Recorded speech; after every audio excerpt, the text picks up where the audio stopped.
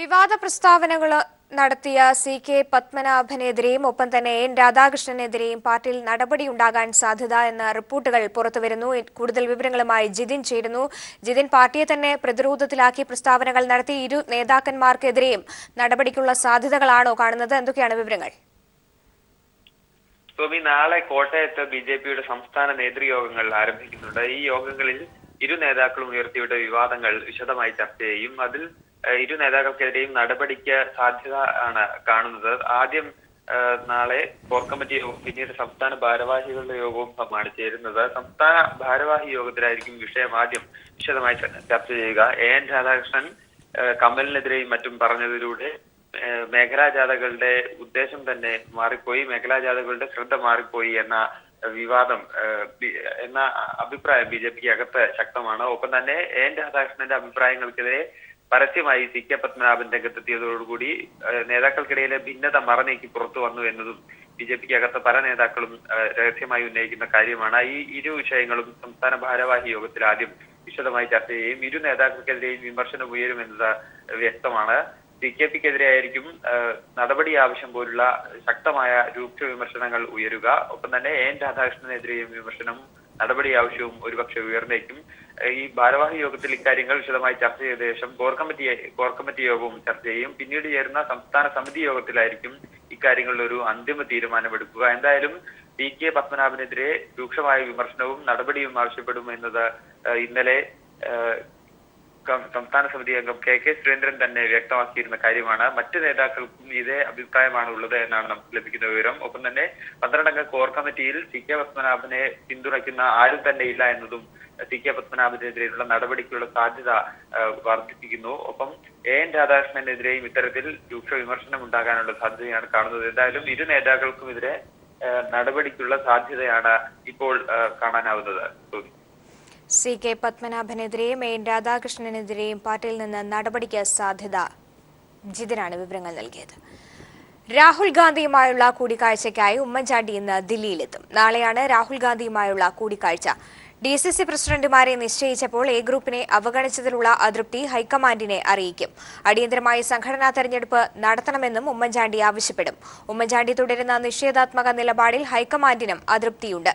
കേരളത്തിന്റെ ചുമതലയുള്ള AICC general secretary Mukul Wasnik ഈ കാര്യം ഉമ്മൻചാണ്ടിയെ അറിയിച്ചിരുന്നു.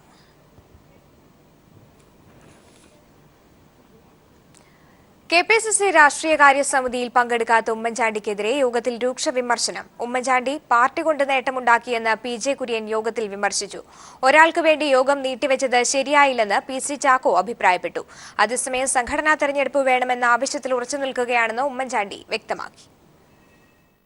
ഹൈക്കമാൻഡുമായി അടുപ്പമുള്ള നേതാക്കൾ രാഷ്ട്രീയകാര്യ സമിതിയിൽ ഉമ്മൻചാണ്ടിക്കെതിരെ രൂക്ഷ വിമർശനം ഉന്നയിച്ചു. പാർട്ടിയെ കൊണ്ട് നേട്ടമുണ്ടാക്കിയ ആളാണ് ഉമ്മൻചാണ്ടി. ചെറിയ കാര്യങ്ങളുടെ പേരിൽ യോഗത്തിൽ നിന്ന് വിട്ടുനിന്നത് ശരിയല്ലെന്ന് പി.ജെ. കുര്യൻ തുറന്നടിച്ചു. ഒരാൾക്ക് വേണ്ടി രാഷ്ട്രീയകാര്യ സമിതി നീട്ടിവെക്കുന്നത് അംഗീകരിക്കാനാവില്ലെന്ന് പി.സി. ചാക്കോ വിമർശിച്ചു. ഉമ്മൻചാണ്ടി പങ്കെടുക്കണമായിരുന്നുവെന്ന് മുല്ലപ്പള്ളി രാമചന്ദ്രനും വി.ഡി. സതീശനും അഭിപ്രായപ്പെട്ടു. ഉമ്മൻചാണ്ടിയെ പങ്കെടുപ്പിക്കണമെന്ന് ഹൈക്കമാൻഡ് നിർദ്ദേശം ഉണ്ടായിരുന്നുവെന്ന് ചർച്ചയ്ക്ക് വി.എം. സുധീരൻ മറുപടി നൽകി. അങ്ങനെ പതിയെ കൂടി പങ്കെടുക്കണമായിരുന്നു എന്നുള്ള അഭിപ്രായം പൊതുവെയുണ്ട്. എല്ലാവരും ഉമ്മൻചാണ്ടി പങ്കെടുക്കുക എന്നുള്ളത് പൊതുവെ ഒരു അഭിപ്രായമല്ലേ.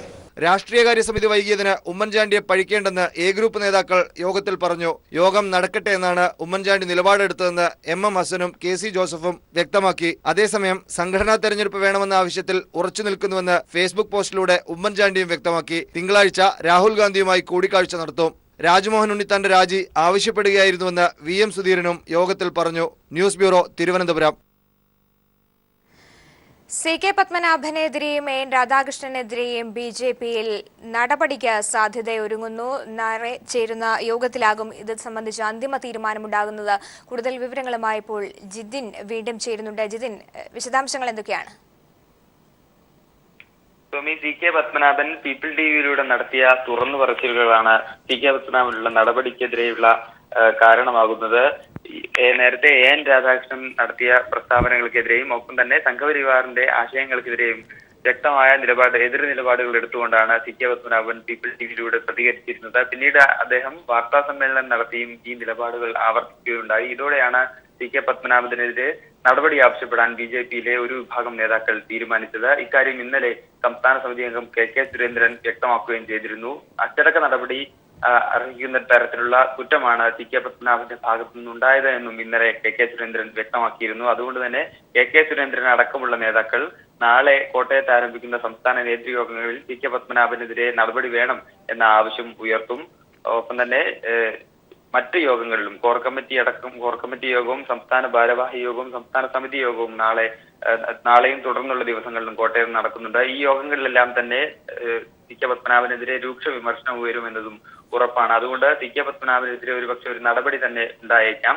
അതേസമയം കെ പത്മനാഭനെതിരെ നടപടി എടുക്കുന്നതിൽ സംസ്ഥാന നേതൃത്വത്തിന് വലിയ ആശയക്കുഴപ്പമുണ്ട്. അതായത് മുൻ പ്രസിഡന്റും പാർട്ടിയുടെ മുതിർന്ന നേതാവുമായ പിക്കെതിരെ എങ്ങനെ നടപടിയെടുക്കുമെന്ന കാര്യത്തിൽ പാർട്ടി നേതൃത്വത്തിന് പലവട്ടം ആലോചിക്കേണ്ടിയിരിക്കുന്നു. എങ്കിലും അദ്ദേഹം പരസ്യ പ്രസ്താവനകളിലൂടെ പാർട്ടിയിലെ അഭിപ്രായ ഭിന്നതകൾ പുറത്തെത്തിക്കുന്ന രീതി ഉണ്ടായി എന്നത് അദ്ദേഹത്തിനെതിരെ നടപടി എടുക്കണമെന്ന ആവശ്യം ശക്തമാക്കുന്ന സാഹചര്യമാണുള്ളത്.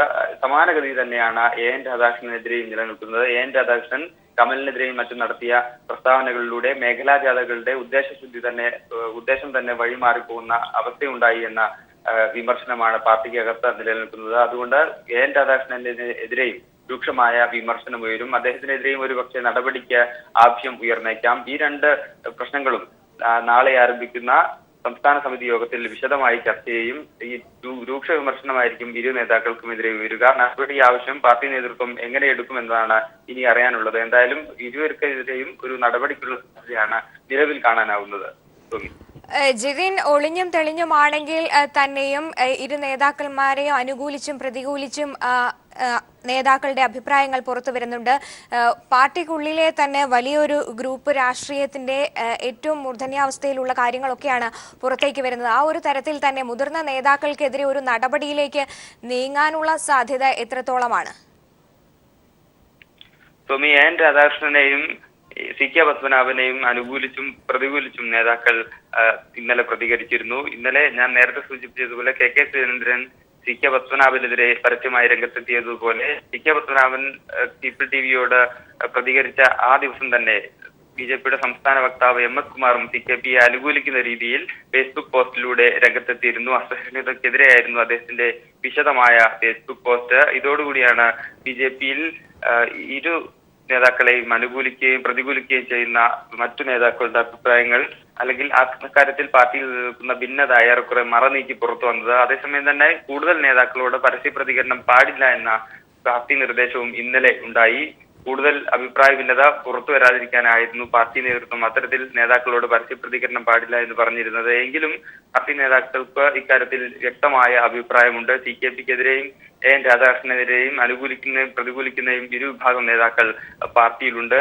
എൻ രാധാകൃഷ്ണന്റെ പ്രസ്താവനകൾ മേഖലാ ജാഥകളുടെ ശ്രദ്ധ തന്നെ മാറ്റുന്ന രീതി ഉണ്ടായി, പാർട്ടിയെ കൂടുതൽ വിവാദത്തിലാക്കുന്ന അവസ്ഥ ഉണ്ടായി എന്ന ഒരു വിഭാഗം നേതാക്കൾ അഭിപ്രായപ്പെടുമ്പോൾ എൻ രാധാകൃഷ്ണന്റെ പ്രസ്താവനകൾക്കാൾ കൂടുതൽ പാർട്ടിയെ കുഴപ്പത്തിലാക്കിയത് കെ പത്മനാഭന്റെ തുറന്നു പറച്ചിലുകളാണ് എന്ന് ഒരു വിഭാഗം നേതാക്കൾ അഭിപ്രായപ്പെടുന്നു. അതുകൊണ്ട് തന്നെ ഇരു നേതാക്കളെയും അനുകൂലിക്കുകയും പ്രതികൂലിക്കുകയും ചെയ്യുന്ന ഇരു ചേരികളായി പാർട്ടിയിലെ മുതിർന്ന നേതാക്കൾക്കിടയിൽ തന്നെ ഒരു രണ്ട് വിഭാഗങ്ങൾ ഇപ്പോൾ രൂപപ്പെട്ടിരിക്കുകയാണ്. എന്തായാലും നാളെ മുതൽ ആരംഭിക്കുന്ന നേതൃയോഗങ്ങളിൽ ഇത് സംബന്ധിച്ച വലിയ വാദപ്രതിവാദങ്ങൾ തന്നെയായിരിക്കും നടക്കുക എന്നാണ് നമ്മൾ അനുമാനിക്കേണ്ടത്. ഇരു നേതാക്കൾക്കെതിരെയും ഇരു വിഭാഗങ്ങൾ പരസ്പരം നടപടിയും ആവശ്യപ്പെട്ടേക്കും, രൂക്ഷ വിമർശനവും ഉണ്ടായേക്കും. ഇക്കാര്യത്തിൽ പാർട്ടി നേതൃത്വം എങ്ങനെയാണ് ഇടപെടുന്നത് എന്നാണ് ഇനി അറിയേണ്ടത്. നടപടി ആവശ്യത്തെ എങ്ങനെയായിരിക്കും പാർട്ടിയുടെ ഉന്നത നേതൃത്വം കാണുക എന്നതാണ് അറിയേണ്ടത്. അതേസമയം തന്നെ കേന്ദ്ര നേതൃത്വവും കേരളത്തിലെ സംഭവവികാസങ്ങൾ കൃത്യമായി നിരീക്ഷിക്കുന്നുണ്ട്. ഒരുപക്ഷെ അമിത്ഷാ കുമ്മനം രാധാകൃഷ്ണനോട് റിപ്പോർട്ട് തരാനുള്ള സാഹചര്യവും നിലനിൽക്കുന്നു. കേരളത്തിൽ നടക്കുന്ന വിവാദങ്ങളിലും കേരളത്തിൽ രൂക്ഷമാകുന്ന ഭിന്നതയിലും കേന്ദ്ര നേതൃത്വത്തിന് കടുത്ത അതൃപ്തിയാണുള്ളത്. തീർച്ചയായിട്ടും ജിതിനിലേക്ക് തിരിച്ചെത്താം. ഇപ്പോൾ BJP സംസ്ഥാന കൗൺസിൽ യോഗം നാളെ കോട്ടയത്ത് ചേരാനിരിക്കുന്നു. ഈ ഒരു ഘട്ടത്തിൽ കൂടിയാണ് പ്രസ്താവനകൾ നടത്തി പാർട്ടിയെ തന്നെ പ്രതിരോധത്തിലാക്കിയ ഇരു നേതാക്കൾക്കെതിരെയും നടപടിയിലേക്ക് BJP കടക്കാൻ പോകുന്നത്. ഏതായാലും ഇപ്പോൾ കോട്ടയത്ത് നിന്നും ടി.പി. പ്രശാന്ത് കൂടി ചേരുന്നുണ്ട്. പ്രശാന്ത്, നാളെ ബി.ജെ.പി. സംസ്ഥാന കൗൺസിൽ യോഗം നാളെ ചേരുകയാണ്. വിവാദ പ്രസ്താവനകൾ വഴി ബി.ജെ.പി. രാഷ്ട്രീയവും ഗ്രൂപ്പ് രാഷ്ട്രീയവും അത്തരത്തിൽ തന്നെ തിളയ്ക്കുന്ന ഒരു സാഹചര്യമാണ് ഇപ്പോൾ നിലവിലുള്ളത്. ഏറെ ശ്രദ്ധയോടെ തന്നെയാണ് രാഷ്ട്രീയ കേരളം ബി.ജെ.പി. സംസ്ഥാന കൗൺസിൽ യോഗത്തെയും നോക്കിക്കാണുന്നത്. സ്വാമി, ബി.ജെ.പി. മുൻ സംസ്ഥാന പ്രസിഡന്റ് C.K. പത്മനാഭന്റെ പരസ്യമായിട്ടുള്ള എതിർപ്പ് ആഭ്യന്തര കലാപം പൊട്ടിത്തെറിയിലേക്ക് നീങ്ങുന്നു എന്നതിന്റെ സൂചനയാണ് ഇപ്പോൾ പുറത്തു വന്നുകൊണ്ടിരിക്കുന്നത്. സംസ്ഥാന പ്രസിഡന്റ് കുമ്മനം രാജശേഖരന്റെയും മുൻ പ്രസിഡന്റ് വി മുരളീധരന്റെ നേതൃത്വത്തിൽ ബി.ജെ.പിയിൽ നടക്കുന്ന ഒരു ഗ്രൂപ്പ് പോര് പുതിയൊരു തലത്തിലേക്ക് എത്തി നിൽക്കുന്നു എന്ന് വേണം പറയാൻ. നാളെ മുതൽ ബുധനാഴ്ച വരെ കോട്ടയം മാമൻ മാപ്പിള ഹാളിൽ ചേരുന്ന ബി.ജെ.പി. സംസ്ഥാന കൗൺസിൽ യോഗത്തിൽ ഈ പ്രശ്നം ഗൗരവമായിട്ടുള്ള ഒരു ചർച്ചയാകും. ഔദ്യോഗിക നേതൃത്വത്തെ വെട്ടിലാക്കാൻ C.K. പത്മനാഭൻ ഉപയോഗപ്പെടുത്തി വി മുരളീധരൻ വലിയ നീക്കങ്ങൾ നടത്തുന്നു എന്നുള്ള ഒരു ആരോപണം എതിർ വിഭാഗം ഉന്നയിക്കുന്നുണ്ട്. അതേസമയം MT-യെയും കമലിനെയും കടന്നാക്രമിച്ച ബി.ജെ.പി. സംസ്ഥാന ജനറൽ സെക്രട്ടറി A.N. രാധാകൃഷ്ണന്റെ നിലപാട് ബി.ജെ.പി. രാഷ്ട്രീയത്തിനുള്ളിൽ തന്നെ ചേരിപ്പോര് കടുപ്പിച്ചിരിക്കുകയാണ്. രാധാകൃഷ്ണൻ എടുത്ത നിലപാട് വ്യക്തിപരമാണെന്ന് പറഞ്ഞ് തടിയൂരാൻ സംസ്ഥാന പ്രസിഡന്റ് കുമ്മനം രാജശേഖരൻ അടക്കമുള്ളവർ ശ്രമിക്കുമ്പോൾ അതിനെല്ലാം തന്നെ മറികടക്കുന്ന രീതിയിൽ C.K. പത്മനാഭൻ കഴിഞ്ഞ ദിവസം പീപ്പിൾ ടിവിക്ക് അഭിമുഖം നൽകുകയുണ്ടായി. അദ്ദേഹം അതിൽ കൃത്യമായിട്ടുള്ള കാര്യങ്ങൾ, തന്റെ നിലപാടുകൾ കൃത്യമായി പ്രകടിപ്പിച്ചു. ചെഗുവേരയെ കുറിച്ച് A.N. രാധാകൃഷ്ണൻ നടത്തിയ മോശം പരാമർശത്തെ വളരെ പുച്ഛിച്ച് തള്ളിക്കൊണ്ട് തന്നെ അദ്ദേഹത്തിന്റെ നിലപാട് പരസ്യമായി പറഞ്ഞിരുന്നു. ഇതിനുശേഷം ബി.ജെ.പി. നേതൃത്വം വലിയൊരു വെട്ടിലേക്ക് ആയി മാറിയിരിക്കുന്നു എന്നുള്ളതാണ് ഏറ്റവും വലിയ ഒരു വസ്തുത. ഈ കുമ്മനം രാജശേഖരൻ പ്രസിഡന്റായ ശേഷം RSSന്റെ പൂർണ്ണ നിയന്ത്രണത്തിലാണ് ബി.ജെ.പി. എന്നാൽ അതേസമയം മുൻ പ്രസിഡന്റായിട്ടുള്ള വി മുരളീധരന്റെ നേതൃത്വത്തിൽ സമാന്തര പ്രവർത്തനം ബി.ജെ.പിക്കുള്ളിൽ നടക്കുന്നുണ്ട്. പ്രധാന വിഷയങ്ങളെല്ലാം തന്നെ മുരളീധരനും K. സുരേന്ദ്രനുമാണ് കാര്യങ്ങളെല്ലാം തന്നെ നയിക്കുന്നതും. അങ്ങനെ അവർ ആദ്യമേ തന്നെ ഔദ്യോഗിക നിലപാടുകളെല്ലാം തന്നെ വ്യക്തമാക്കിക്കൊണ്ട് കുമ്മനം രാജശേഖരൻ ഒതുക്കും എന്നുള്ള പരാതി കുമ്മനം രാജശേഖരന്റെ പക്ഷം ഉന്നയിക്കുന്നുണ്ട്. അർഹമായ പരിഗണന ലഭിക്കുന്നില്ലെന്ന പരാതി അതേസമയം CKPക്കുണ്ട്. ആ CKP മുരളീധരനോടാണ് കൂടുതൽ ആഭിമുഖ്യം പ്രകടിപ്പിക്കുന്നത്. കോഴിക്കോട് നടന്ന ബി.ജെ.പി. ദേശീയ കൗൺസിൽ യോഗത്തിന്റെ സംഘാടക സമിതിയിൽ അടക്കം തന്നെ കേന്ദ്ര നേതാക്കളുടെ മുന്നിൽ വെച്ച് CKP ഇറങ്ങിപ്പോയതും വളരെ വാർത്തയായിരുന്നു. വളരെ ശ്രദ്ധേയമായി CKPയുടെ ആ ഇറങ്ങിപ്പോക്ക് വലിയ ബി.ജെ.പിക്കകത്ത് വലിയ ചർച്ചകൾ സൃഷ്ടിച്ചിരുന്നു. എന്തായാലും പഴയ മുരളീധര വിരുദ്ധനായ P.K. കൃഷ്ണദാസും സംഘവും കുമ്മനത്തോടൊപ്പം ഉറച്ചു നിൽക്കുമ്പോൾ മുരളീധരനെ കേന്ദ്ര ഭാരവാഹിയാക്കണം എന്നുള്ള ഒരു നിർദ്ദേശം മുന്നോട്ട് വരാൻ സാധ്യതയുണ്ട്. അങ്ങനെ വന്നാൽ തന്നെ കുമ്മനം രാജശേഖരനെ കേന്ദ്രമന്ത്രിയാക്കണമെന്നുള്ള നിർദ്ദേശവും ഈ ഒരു പക്ഷവും ഉന്നയിക്കും. അങ്ങനെ മുരളീധരനെതിരെ RSSനെയും രംഗത്തിറക്കിക്കൊണ്ട് വലിയൊരു നീക്കം നടക്കുന്നു. എന്തായാലും ബി.ജെ.പിക്കകത്ത് വലിയൊരു പൊട്ടിത്തെറി, പ്രത്യേകിച്ച് C.K. പത്മനാഭൻ A.N. രാധാകൃഷ്ണനെതിരെ നടത്തിയിട്ടുള്ള അല്ലെങ്കിൽ CKPയുടെ ഒരു A.N. രാധാകൃഷ്ണൻ ചെഗുവേരയെ കുറിച്ച് നടത്തിയുള്ള പ്രസ്താവനയും പിന്നീട് CKPയുടെ തുറന്നു പറച്ചിലുമെല്ലാം തന്നെ ബി.ജെ.പി. രാഷ്ട്രീയത്തിനകത്ത് ഒരു വലിയൊരു ആഭ്യന്തര കലാപം തന്നെ നിലനിൽക്കുന്നു എന്നതിന്റെ സൂചനകൾ തന്നെയാണ് നൽകുന്നത്. ഇത് ബി.ജെ.പിയെ വലിയ പൊട്ടിത്തെറിയിലേക്ക് കൊണ്ടുപോകും എന്ന തരത്തിൽ തന്നെയാണ് ഇപ്പോഴുള്ള നീക്കങ്ങൾ. അങ്ങനെയാണെങ്കിൽ കുമ്മനം പക്ഷവും മുരളീധരൻ പക്ഷവും ഏറ്റുമുട്ടുന്ന ഒരു കാഴ്ചയായിരിക്കും, അല്ലെങ്കിൽ അത്തരത്തിലുള്ള ഒരു സംസ്ഥാന കൗൺസിൽ തന്നെയായിരിക്കും കോട്ടയത്ത് നടക്കുക. ടി.പി. പ്രശാന്താണ് കോട്ടയത്ത് നിന്നും വിവരങ്ങൾ നൽകിയത്. C.K. പത്മനാഭനെതിരെയും A.N. രാധാകൃഷ്ണനെതിരെയും നടപടിക്ക് സാധ്യത. ബി.ജെ.പി. സംസ്ഥാന സെക്രട്ടറിമാരുടെ യോഗത്തിൽ ഈ വിഷയം ചർച്ച ചെയ്യും. അതിനുശേഷം കോർ കമ്മിറ്റി യോഗത്തിലും ചർച്ച ചെയ്യും. അന്തിമ തീരുമാനം നാളെ ചേരുന്ന സംസ്ഥാന കൗൺസിൽ യോഗത്തിലാകും ഉണ്ടാകുകയെന്നും ടി.പി. പ്രശാന്തും ഒപ്പം തന്നെ ജിതിൻ ചന്ദ്രനുമാണ് വിവരങ്ങൾ നൽകിയത്. കേരളത്തിന് ഇനി കലയുടെ ഉത്സവ നാളുകൾ. സംസ്ഥാന സ്കൂൾ കലോത്സവത്തിന് നാളെ കണ്ണൂരിൽ തിരശ്ശീല ഉയരും. അവസാനവട്ട ഒരുക്കങ്ങളിലാണ് കണ്ണൂർ. കൂടുതൽ വിവരങ്ങളുമായി ഇപ്പോൾ P.V. ജോഷില ചേരുന്നുണ്ട്. ജോഷില, കലാമാമാങ്കത്തിന് കൊടിയുയരാൻ ഇനി മണിക്കൂറുകൾ മാത്രമാണ് ഉള്ളത്. അവസാനവട്ട ഒരുക്കങ്ങൾ പുരോഗമിക്കുകയായിരിക്കും കണ്ണൂര്. എന്തൊക്കെയാണ് വിവരങ്ങൾ? തീർച്ചയായും സ്വാമി, 57ാമത് സംസ്ഥാന സ്കൂൾ കലോത്സവത്തിനുള്ള ഒരുക്കങ്ങൾ കണ്ണൂരിൽ പൂർത്തിയായി വരികയാണ്. പന്തൽ പണികളെല്ലാം തന്നെ പൂർത്തിയായി കഴിഞ്ഞു. ഇനി അവസാന മിനുക്കുപണികൾ പന്തലിനടക്കം വളരെ ഭംഗിയാക്കാനുള്ള ശ്രമത്തിലാണ് സംഘാടകരും അതുപോലെ ജോലിക്കാരും ഉള്ളത്. ഇവിടെ നാം കാണുന്നത് ഒന്നാം സ്റ്റേജായ നിലയിൽ പന്തലിന്റെ പണി നാളെയാണ് 57ാമത് സംസ്ഥാന സ്കൂൾ കലോത്സവം ആരംഭിക്കുന്നത്. അവസാനവട്ട ഒരുക്കങ്ങളിലാണ് കണ്ണൂര്. അവിടെ നിന്നുള്ള തത്സമയ ദൃശ്യങ്ങളാണ് കാണുന്നത്. വീണ്ടും P.V. ജോഷ്ലയിലേക്ക് തന്നെ പോകുന്നു. ജോഷ്ല, തുടർന്നോളൂ. സ്വാമി, നാളെ രാവിലെ 9:30 പ്രധാന വേദിയായ പോലീസ് മൈതാനിയിലെ നിളയിൽ പൊതുവിദ്യാഭ്യാസ ഡയറക്ടർ KV മോഹൻകുമാർ കലോത്സവ പതാക ഉയർത്തുന്നതോടെ കലോത്സവത്തിന് തുടക്കം കുറിക്കും, മത്സരങ്ങൾക്ക് തുടക്കം കുറിക്കും. നാളെ വൈകുന്നേരം 4 മണിയോടുകൂടിയായിരിക്കും മുഖ്യമന്ത്രി പിണറായി വിജയൻ ഔപചാരികമായ ഉദ്ഘാടനം നിർവഹിക്കുക. അതേസമയം തന്നെ അധ്യക്ഷനായി മന്ത്രി സി രവീന്ദ്രനാഥും ഉണ്ടായിരിക്കും. കണ്ണൂരിന്റെ സാംസ്കാരിക പൈതൃകം ദൃശ്യവൽക്കരിക്കുന്നതാവും നാളെ നടക്കുന്ന ഘോഷയാത്രയിലെ പ്ലോട്ടുകൾ. 22 വൈകുന്നേരം 4 സമാപന സമ്മേളനം വിദ്യാഭ്യാസ മന്ത്രിയുടെ അധ്യക്ഷതയിൽ പ്രതിപക്ഷ നേതാവ് രമേശ് ചെന്നിത്തല ഉദ്ഘാടനം ചെയ്യും. 1957 18 ഇനങ്ങളും 400 മത്സരാർത്ഥികളുമായി തുടക്കം കുറിച്ച കലോത്സവം 57ാമത് കലോത്സവത്തിലേക്ക് എത്തുമ്പോൾ 12,000 മത്സരാർത്ഥികളും 230 ഇനങ്ങളുമായി മാറിയിരിക്കുന്നു. ഏഷ്യയിലെ തന്നെ ഏറ്റവും വലിയ കലാമാമാങ്കമായി മാറിയിരിക്കുന്നു. കണ്ണൂർ ഈ കലാമാമാങ്കത്തിന് സാക്ഷ്യം വഹിക്കുകയാണ്. ഇനിയുള്ള 6 നാളുകൾ കണ്ണൂരിൽ ഉത്സവ ലഹരിയായിരിക്കും.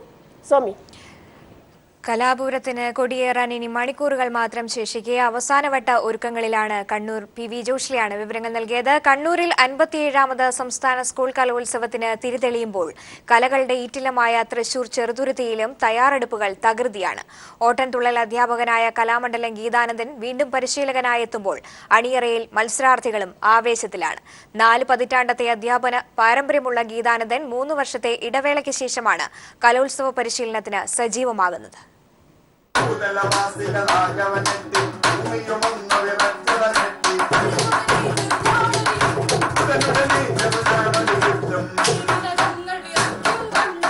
കലോത്സവ വേദികളിൽ 39 വർഷം ശിഷ്യന്മാരെ എത്തിക്കാൻ ഭാഗ്യം ലഭിച്ച കലാകാരനാണ് കലാമണ്ഡലം തുള്ളൽ വിഭാഗം മേധാവിയായ ഗീതാനന്ദൻ. 15ാം വയസ്സിൽ തന്നേക്കാൾ മുതിർന്നവരെ ഓട്ടംതുള്ളൽ അഭ്യസിപ്പിച്ച വേദിയിലെത്തിച്ച ഗീതാനന്ദന്റെ 80ലധികം ശിഷ്യന്മാരാണ് കലോത്സവ വേദികളിൽ ഇതുവരെ മാറ്റുരച്ചത്.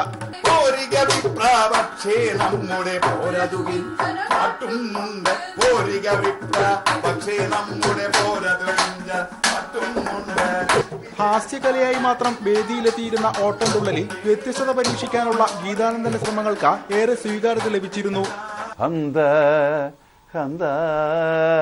മരിച്ചു കുമാരകൻ എന്നാണ് തുടക്കം തന്നെ. ഇത് കേൾക്കുമ്പോൾ തുള്ളലാന്ന് പോലും തോന്നില്ലല്ലോ. ഈ പദത്തിലാണ് തുടങ്ങുന്നത്. അന്ന് പാലക്കാട് സംസ്ഥാന കലോത്സവം നടക്കുമ്പോൾ ദിവ്യ ആർ നായർ പറഞ്ഞ കുട്ടി ഈ ആദ്യമായിട്ട് എൻ്റെ പരീക്ഷണം ദുഃഖത്തിൽ പ്രാധാന്യമുള്ള സാധനം അവതരിപ്പിച്ചു. ഇപ്പൊ എല്ലാവരും സാധാരണ പോലെ അവതരിപ്പിച്ചു തുടങ്ങി. ഇപ്പൊ എല്ലാവരും ഹാസ്യം വിട്ട് ദുഃഖത്തിലേക്ക് വന്നു തുടങ്ങി. 3 വർഷക്കാലം പരിശീലനത്തിൽ നിന്ന് മാറി ആസ്വാദകനായി വേദികളിലെത്തിയ ശേഷമാണ് ഗീതാനന്ദൻ വീണ്ടും സജീവമാകുന്നത്. കലാമണ്ഡലത്തിൽ നിന്ന് വിരമിക്കുന്നതിന് തൊട്ടുമുമ്പ് വീണ്ടും അണിയറയിൽ സജീവമാകുമ്പോൾ തുള്ളൽ അഭ്യസിക്കാൻ എത്തുന്നവർ കലയെ ജീവനായി കാണുന്നവരാണെന്നത് ഈ ഗുരുനാഥന്റെ മനസ്സ് നിറയ്ക്കുന്നു. ആദ്യമായി അണിയറയിൽ പ്രവർത്തിക്കുന്ന അതേ സൂക്ഷ്മതയോടെയാണ് മത്സരാർത്ഥികളുടെ പരിശീലനം.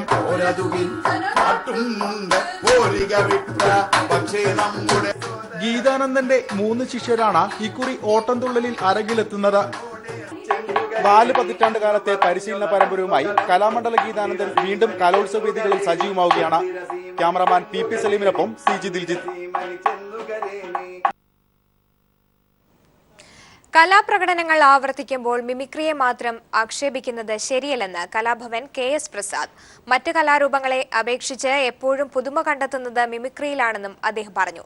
കലോത്സവ ഓർമ്മകൾ പ്രസാദ് പീപ്പിൾ TVയോട് പങ്കുവച്ചു. ഇപ്പോൾ ലഭിക്കുന്ന സ്വീകാര്യതയൊന്നും അന്നുണ്ടായിരുന്നില്ലെങ്കിലും 1975 മുതൽ ലഭിച്ചു തുടങ്ങിയ കലോത്സവ വേദികളിൽ നിന്നുള്ള പുരസ്കാരങ്ങൾ KS പ്രസാദിന് നിറമുള്ള ഓർമ്മകളാണ്. പിന്നീട് കലാഭവനിലൂടെയുള്ള വളർച്ചയും. അന്ന് മിമിക്രി ഇല്ല. മോണോ ആക്റ്റിൽ പങ്കെടുത്തിട്ട് സമ്മാനം ലഭിച്ചിട്ടുള്ളത് തൃപ്പൂണിത്തുറയിൽ വെച്ച്. പിന്നെ കോളേജിൽ പഠിക്കുന്ന സമയത്ത് കേരള യൂണിവേഴ്സിറ്റിയുടെ ഉത്സവത്തിൽ എറണാകുളത്ത് വെച്ച് രാജേന്ദ്ര മൈതാനം അവിടെ വെച്ചിട്ടാണ് മിമിക്രിയിൽ സമ്മാനം കിട്ടിയിട്ടുള്ളത്. മിമിക്രി ആവർത്തനമാകുന്നുവെന്ന ആക്ഷേപങ്ങൾക്ക് അദ്ദേഹത്തിന് കൃത്യമായ മറുപടിയുണ്ട്. അപ്പോൾ പിന്നെ ഭരതനാട്യവും മോഹിനിയാട്ടവും ഓട്ടംതുള്ളലും കഥാപ്രസംഗവും ഒപ്പനയും അതുപോലെ നാടകവും പിന്നെ വേറെ ഏത് കലാരൂപങ്ങളാണ് ഇവിടെ വരുന്നത്? മാപ്പിളപ്പാട്ട്, ഏത് കലാരൂപങ്ങളാണ് ആവർത്തനം അല്ലാതെ ഉള്ളത്? അവർക്കൊക്കെ ആവർത്തിക്കാം, ഒരു കുഴപ്പമില്ല. നമ്മൾ മാത്രം ആവർത്തിക്കാൻ പാടില്ല എന്നുണ്ടോ? നമ്മളാണ് ഓരോ വർഷവും ഓരോരോ പുതിയ ഐറ്റം കണ്ടെത്തുന്നത്. സംസ്ഥാന സ്കൂൾ കലോത്സവത്തിൽ പങ്കെടുക്കാൻ അനുമതി തേടി കോടതി കയറുന്നവർ വർദ്ധിക്കുകയാണ്. ഇത് ആശാസ്യമല്ലെന്നും മത്സരങ്ങൾ ആരോഗ്യകരമായിരിക്കണമെന്നും അദ്ദേഹം അഭിപ്രായപ്പെടുന്നു. കലോത്സവത്തോടെ അവസാനിക്കരുത് പ്രതിഭകളുടെ കലാപ്രകടനം. ജീവിതകാലം മുഴുവൻ കല കാത്തുസൂക്ഷിക്കണം എന്നാണ് KS പ്രസാദിന്റെ നിർദ്ദേശം. അഭിലാഷ് നിലമ്പൂരിനൊപ്പം സമീർ വഴങ്ങോട്.